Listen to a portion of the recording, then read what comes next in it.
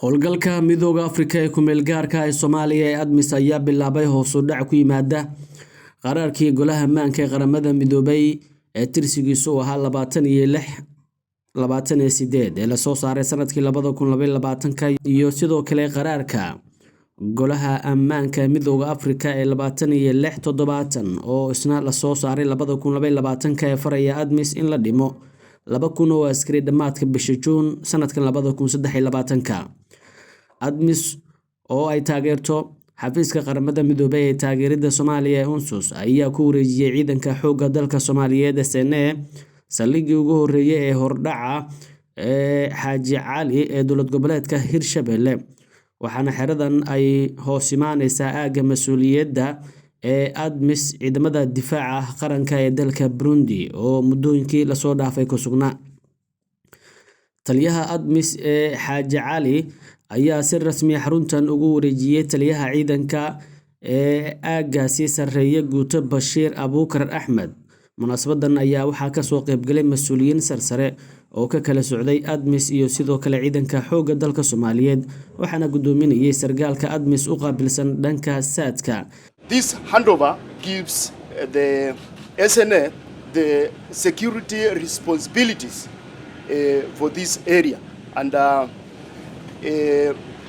they have been cooperating. sanadihii la soo dhaafay waxaan si dhow aan ula shaqeynay ciidanka xoogga dalka Soomaaliyeed waxaana iskaashigan uu si weyn uga qayb qaatay horumarinta xasiloonida iyo amniga deegaanka isbeddelkan maanta ayaa qayb ka ah wareejinta mas'uuliyadda amniga that the cooperation has led to improvement of security in this area. taliyaha ciidanka xoogga ee aagaasi Xaaji Cali General Bashiir ayaa ugu mahadceliyay ADMIS xaruntan waxa uuna xusay in xil wareejintan ay ka dambeysay xiriir wada shaqeyneed oo dhexmaray ciidanka xoogga dalka Soomaaliyeed iyo kuwa ADMIS annaga iyo xerada ADMIS iyo xerada SNA wada shaqeyn buuxda ayaa ka dhaxaysay maantana haddii walaalaheen xerada ay annaga nagu wareejiyeen annaguna waa la wareegnay waana ku faraxsanahay walow aan jeclayn inay nala joogaan haddana waan ku faraxsanahay inaan xeradii aan annagu SNA aan la wareegno taliyaha ADMIS ee xerada Xaaji Cali ayaa dhammaan xusuusiyay in xil wareejintu ay tahay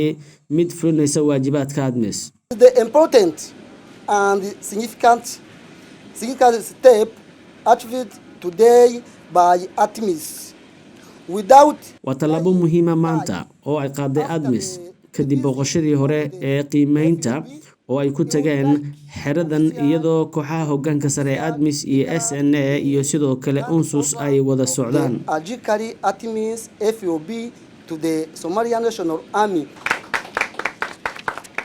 sidoo kale iyadoo qayb ka ah wareejintan UNSUS oo taageero saadka siisa ADMIS waxyaabaha la wareejiyay waxaa ka mid ah ceel riiga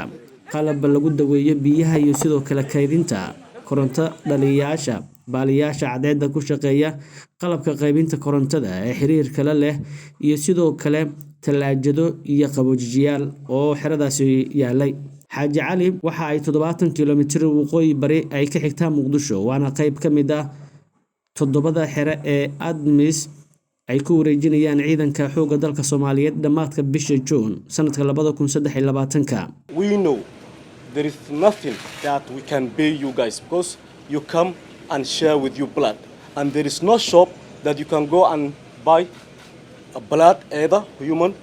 so thank you on behalf of Somali National Army and Somali community.